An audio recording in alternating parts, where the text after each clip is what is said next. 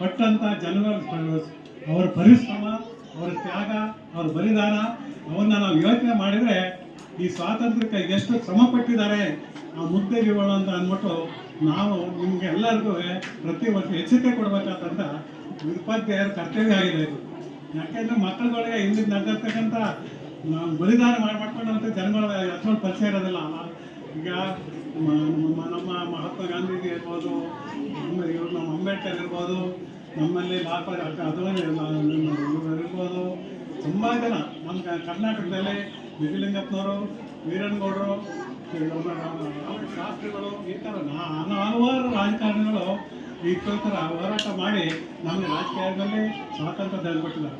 75ರಲ್ಲಿ 12 ಗಂಟೆ ರಾತ್ರಿಯಲ್ಲಿ ಧ್ವಜಾರೋಹಣ ಮಾಡಿದರು. ಕಾರಣ ಏನಪ್ಪ ಅಂತ ಅಂದರೆ ಬ್ರಿಟಿಷ್ ಸಾಮ್ರಾಜ್ಯದ ದೊರೆಗಳನ್ನ ಕೆಳಗಿಳಿಸಿ ನಮ್ಮ ಭಾರತ ಧ್ವಜವನ್ನು ಮೇಲ್ಕೇರಿಸಿ ಕರಾಳ ದಿನವನ್ನು ಮರೆತು ಶುಭೋದಯ ಬರಲಿ ಅಂತ ಏನ್ಗಿರಿ ಶಾಖೆಗೆ ಬಂದಿದ್ದಾರೆ. ಅವ್ರಿಗೂ ಕೂಡ ಇವತ್ತಿನ ಸ್ವಾತಂತ್ರ್ಯ ದಿನಾಚರಣೆಯ ಶುಭಾಶಯಗಳನ್ನು ಕೋರ್ತಾ ಸ್ವಾಗತವನ್ನು ಕೋರ್ತಾ ಇದ್ದೀವಿ.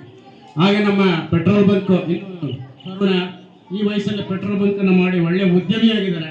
ಅವ್ರಿಗೂ ಕೂಡ ಇವತ್ತಿನ ಕಾರ್ಯಕ್ರಮದ ಪರವಾಗಿ ನಮ್ಮ BJS ಶಾಲಾ ವತಿಯಿಂದ ಅವರಿಗೆ ಹೃದಯಪೂರ್ವಕವಾದ ಸ್ವಾಗತವನ್ನು ಕೋರ್ತಾ ಅಭಿನಂದನೆಗಳನ್ನು ಸಲ್ಲಿಸ್ತೀನಿ.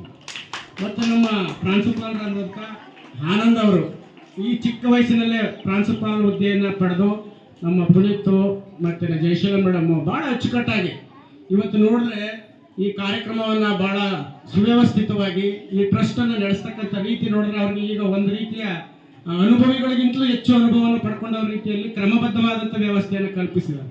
ಎಲ್ಲ ಮಕ್ಕಳನ್ನು ಶಿಸ್ತುಬದ್ಧವಾಗಿ ಕರ್ಕೊಂಡು ಹೋಗೋದು, ಸಾಂಸ್ಕೃತಿಕ ಕಾರ್ಯಕ್ರಮಗಳನ್ನು ಮಾಡ್ತಕ್ಕಂಥದ್ದು, ಮತ್ತು ಯಾವುದೇ ಫಂಕ್ಷನ್ಗಳನ್ನು ಪೇರೆಂಟ್ಸ್ ಮೀಟಿಂಗ್ ಆಗಿರ್ಬೋದು, ಮತ್ತು ಪಾಠ ಪ್ರವಚನಗಳಾಗಿರ್ಬೋದು, ಕ್ರೀಡೆ ಆಗಿರ್ಬೋದು, ಎಲ್ಲ ಕ್ಷೇತ್ರಗಳಲ್ಲೂ ಕೂಡ ಅವರು ಈ ವಯಸ್ಸಿಗೆ ಭಾಳ ಶಿಸ್ತಿನ ಸಿಪಾಯಿಗಳ